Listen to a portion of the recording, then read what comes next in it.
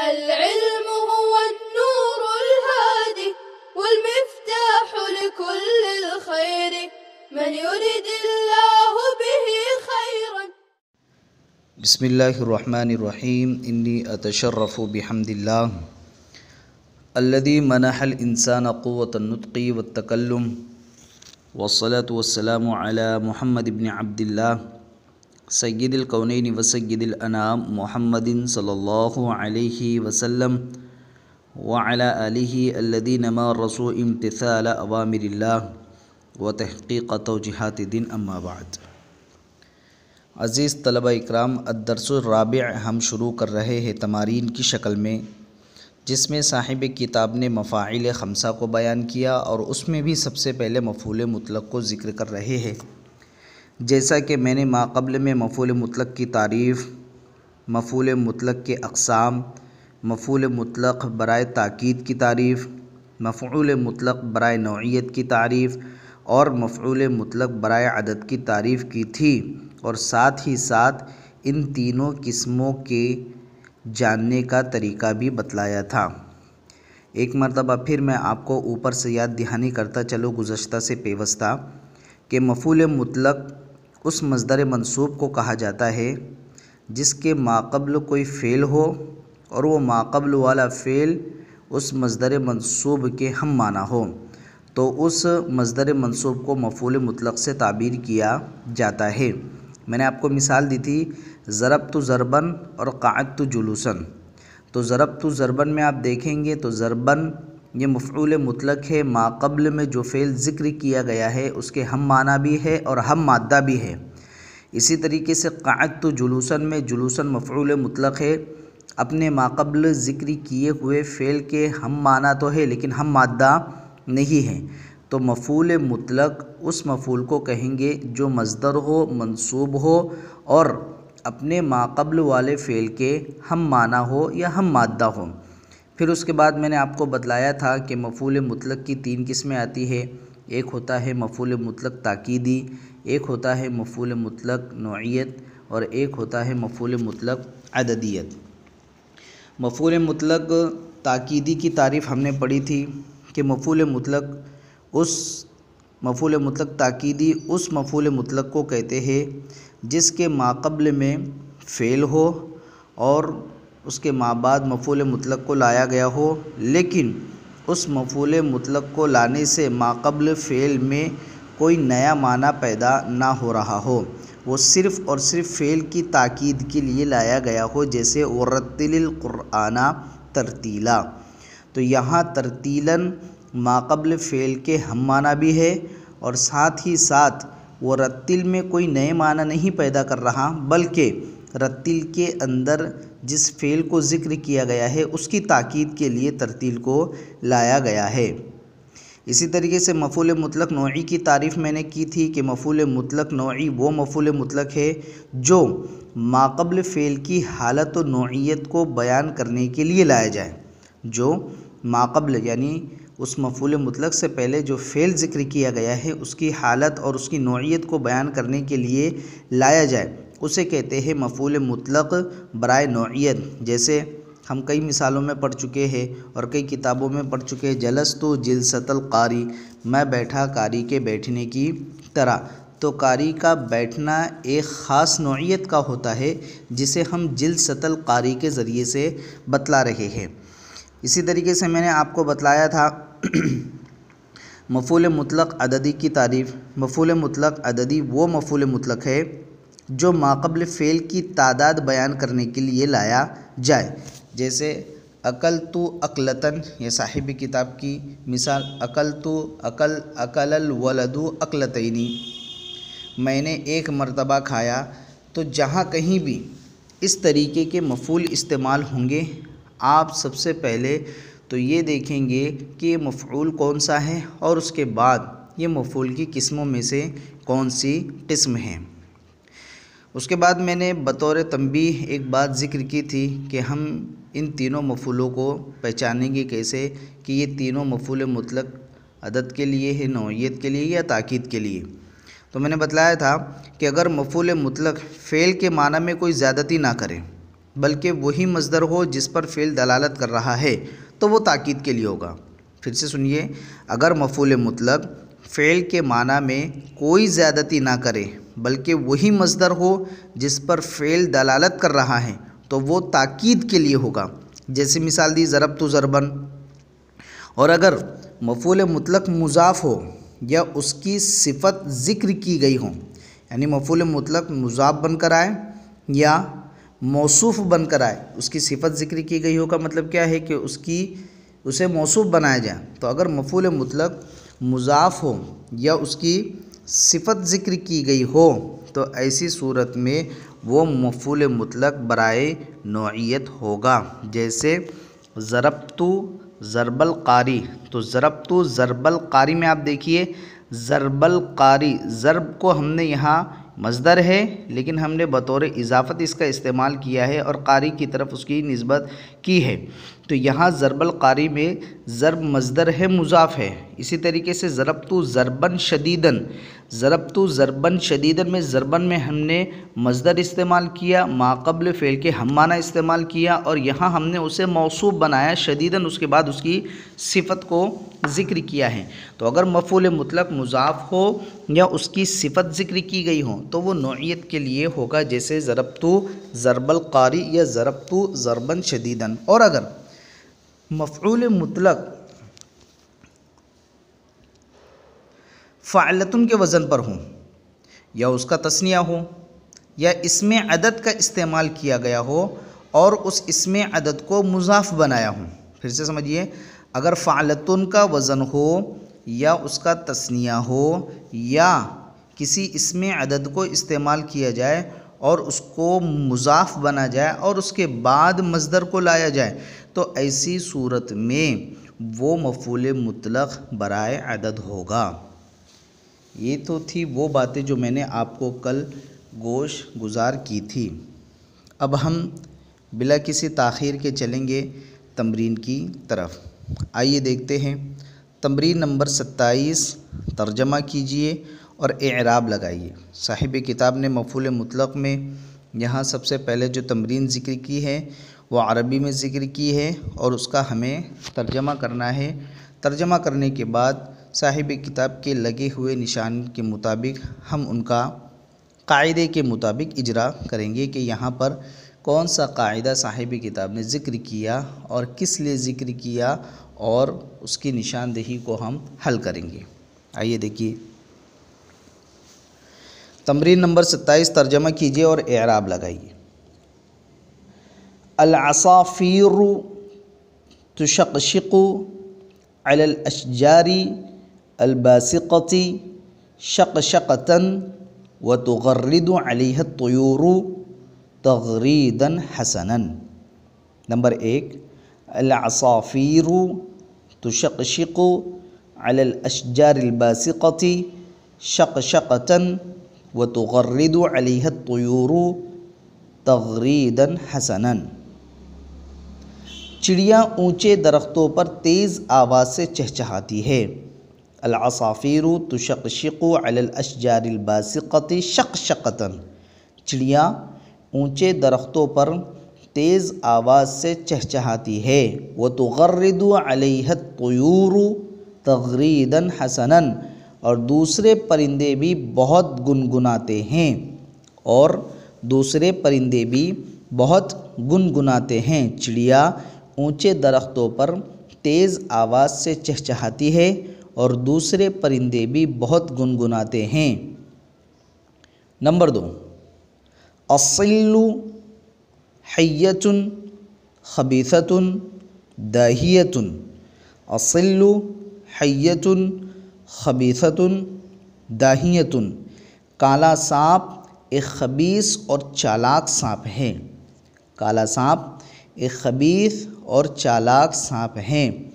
قد تلدغ الانسان لدغا، قد تلدغ الانسان لدغا فتسقیہ کأس الردی۔ قد تلدغ الانسان لدغا فتسقیہ کأس الردی، بعض دفعہ انسان کو ایسا ڈستا ہے کہ اسے موت کا پیالہ پلا دیتا ہے۔ بعض دفعہ وہ انسان کو ایسا ڈستا ہے کہ اسے موت کا پیالہ پلا دیتا ہے۔ کالا سانپ ایک خبیث اور چالاک سانپ ہے۔ بعض دفعہ انسان کو ایسا ڈستا ہے کہ اسے موت کا پیالہ پلا دیتا ہے۔ نمبر 3، الدبابۃ من الآلات الحربیۃ الجدیدۃ۔ الدبابۃ من الآلات الحربیۃ الجدیدۃ تزحف علی الارض زحف السلحفاة فلا يعوقها وهاد ولا هضاب۔ الدبابۃ من الآلات الحربیۃ الجدیدۃ تزحف علی الارض زحف السلحفاة فلا يعوقها وهاد ولا هضاب۔ ٹینک جدید ہتھیاروں میں سے ہے۔ الدبابۃ من الآلات الحربیۃ الجدیدۃ، ٹینک جدید ہتھیاروں میں سے ہے۔ تزحف علی الارض، جو زمین پر، زحف السلحفاة، کچھوے کی طرح رینگتا ہے۔ ٹینک جدید ہتھیاروں میں سے ہے جو زمین پر کچھوے کی طرح رینگتا ہے۔ نہ کوئی گڑھا اس کے راستے میں رکاوٹ بنتا ہے اور نہ ہی کوئی ٹیلا۔ فلا يعوقها وهاد ولا هضاب، نہ تو کوئی گڑھا اس کے راستے میں رکاوٹ بنتا ہے اور نہ ہی کوئی ٹیلا۔ ٹینک جدید ہتھیاروں میں سے ہے جو زمین پر کچھوے کی طرح رینگتا ہے، نہ کوئی گڑھا اس کے راستے میں رکاوٹ بنتا ہے اور نہ ہی کوئی ٹیلا۔ نمبر 4، ارض الہند الشمالیۃ تکثر فیہا الامطار کثرۃ لا یقاس بها قیاسا فی ارض لا تجود علیہا السماء الا قلیلا۔ ارض الہند الشمالیۃ تکثر فیہا الامطار کثرۃ لا یقاس بها قیاسا فی ارض لا تجود علیہا السماء الا قلیلا۔ شمالی ہندوستان کی سرزمین پر اتنی زیادہ بارش ہوتی ہے، شمالی ہندوستان کی سرزمین پر اتنی زیادہ بارش ہوتی ہے، لا یقاس بها قیاسا فی ارض، کہ اس پر دوسری زمین کو قیاس نہیں کیا جا سکتا، لا تجود علیہا السماء الا قلیلا، جس پر آسمان نہ برستا ہو مگر تھوڑا۔ شمالی ہندوستان کی سرزمین پر اتنی زیادہ بارش ہوتی ہے کہ اس پر دوسری زمینوں کو قیاس نہیں کیا جا سکتا، جس پر آسمان نہ برستا ہو مگر تھوڑا۔ نمبر 5، تثور البراکین فی بعض الجہات ثورانا شدیدا فتہدم المنازل ہدما وتدک المبانی دکا وتقذف النیران قذفا مستمرا۔ تثور البراکین فی بعض الجہات ثورانا شدیدا فتہدم المنازل ہدما وتدک المبانی دکا وتقذف النیران قذفا مستمرا۔ بعض مرتبہ آتش فشاں پہاڑ اتنی شدت سے پھٹتے ہیں، آتش فشاں پہاڑ جوالا مکھی، بعض مرتبہ آتش فشاں پہاڑ اتنی شدت سے پھٹتے ہیں کہ مکانوں کو تہس نہس کر دیتے ہیں۔ فتہدم المنازل ہدما وتدک المبانی دکا، اور عمارتوں کو تباہ و برباد کر دیتے ہیں۔ وتدک المبانی دکا، اور عمارتوں کو تباہ و برباد کر دیتے ہیں۔ وتقذف النیران قذفا مستمرا، وتقذف النیران قذفا مستمرا، اور لگاتار شعلے پھینکتے رہتے ہیں۔ بعض مرتبہ آتش فشاں پہاڑ اتنی شدت سے پھٹتے ہیں کہ مکانوں کو تہس نہس کر دیتے ہیں اور عمارتوں کو تباہ و برباد کر دیتے ہیں اور لگاتار شعلے پھینکتے رہتے ہیں۔ نمبر 6، رأیت فتن مكتمل الشباب قد داسته سيارة مسرعة فصرخ صرخة عالية أحدثت في النفوس هلعا رأيت فتى مكتمل الشباب قد داسته سيارة مسرعة فصرخ صرخة عالية أحدثت في النفوس هلعا۔ میں نے ایک بھرپور جوان کو دیکھا، رأیت فتن مکتمل الشبابی، میں نے ایک بھرپور جوان کو دیکھا، قد داستہ سیارۃ مسرعۃ، جس کو ایک تیز رفتار گاڑی نے کچل ڈالا، جس کو ایک تیز رفتار گاڑی نے کچل ڈالا، فصرخ صرخۃ عالیۃ، اس نے ایک ایسی بلند چیخ ماری، اس نے ایک ایسی بلند چیخ ماری، احدثت فی النفوس ہلعا، جس نے دلوں میں بے چینی پیدا کر دی، اس نے ایک ایسی چیخ ماری جس نے دلوں میں بے چینی پیدا کر دی۔ میں نے ایک بھرپور نوجوان کو دیکھا جس کو ایک تیز رفتار گاڑی نے کچل ڈالا، اس نے ایک ایسی چیخ ماری جس نے دلوں میں بے چینی پیدا کر دی۔ نمبر 7، امطرت السماء مطرا غزیرا، امطرت السماء مطرا غزیرا، آسمان اتنی تیزی سے موسلا دھار برسا، آسمان اتنی تیزی سے موسلا دھار برسا کہ سالت بہ الاودیۃ والشوارع، سالت بہ الاودیۃ والشوارع، جس سے نالے اور سڑکیں بہہ پڑی، سالت بہ الاودیۃ والشوارع، جس سے نالے اور سڑکیں بہہ پڑی۔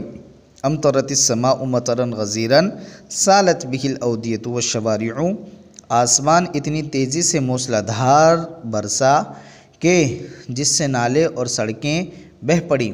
وامتلأت الحفر والآبار امتلاءً، وامتلأت الحفر والآبار امتلاءً، گڑھیں اور کنویں لبالب ہو گئے، اور گڑھیں اور کنویں لبالب ہو گئے۔ وفاضت الانہار فیضانا عظیما، وفاضت الانہار فیضانا عظیما، نہریں بہہ کر موجیں کھانے لگی، وفاضت الانہار فیضانا عظیما، نہریں بہہ کر موجیں کھانے لگی۔ فطم الوادی علی القری، فطم الوادی علی القری، وادی کا پانی گاؤں پر چڑھ گیا، وادی کا پانی گاؤں پر چڑھ گیا۔ وبلغ السیل الزبا، وبلغ السیل الزبا، اور سیلاب بلند ٹیلوں پر پہنچ گیا، اور سیلاب بلند ٹیلوں پر پہنچ گیا۔ وجعل الناس یخافون علی انفسہم واموالہم خوفا شدیدا، اور لوگ اپنی جانوں اور اپنے مالوں کا خوف کرنے لگے، اور لوگ اپنی جانوں اور اپنے مالوں کا خوف کرنے لگے۔ امطرت السماء مطرا غزیرا سالت بہ الاودیۃ والشوارع وامتلأت الحفر والآبار امتلاءً وفاضت الانہار فیضانا عظیما فطم الوادی علی القری وبلغ السیل الزبا وجعل الناس یخافون علی انفسہم واموالہم خوفا شدیدا، آسمان اتنی تیزی سے موسلا دھار برسا کہ جس سے نالے اور سڑکیں بہہ پڑی، اور گڑھیں اور کنویں لبالب ہو گئے، اور نہریں بہہ کر موجیں کھانے لگی، اور وادی کا پانی گاؤں پر چڑھ گیا، اور سیلاب بلند ٹیلوں پر پہنچ گیا، اور لوگ اپنی جانوں اور اپنے مالوں کا خوف کرنے لگے۔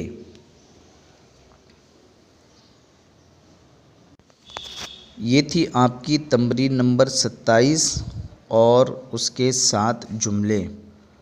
چونکہ تمرین ذرا لمبی ہے، دورانیہ چونکہ زیادہ طویل نہ ہو جائے، اس وجہ سے ہم آج اپنی اسی آدھی اور نصف تمرین پر اکتفا کرتے ہیں۔ باقی ماندہ تمرین انشاءاللہ آئندہ سبق میں حل کی جائیں گی۔ وصلی اللہ علی نبینا محمد وعلی آلہ وصحبہ اجمعین.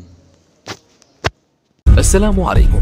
لا تنسوا الاعجاب بالفيديو والاشتراك في القناة تشجيعا لنا لنستمر بنشر المزيد إن شاء الله.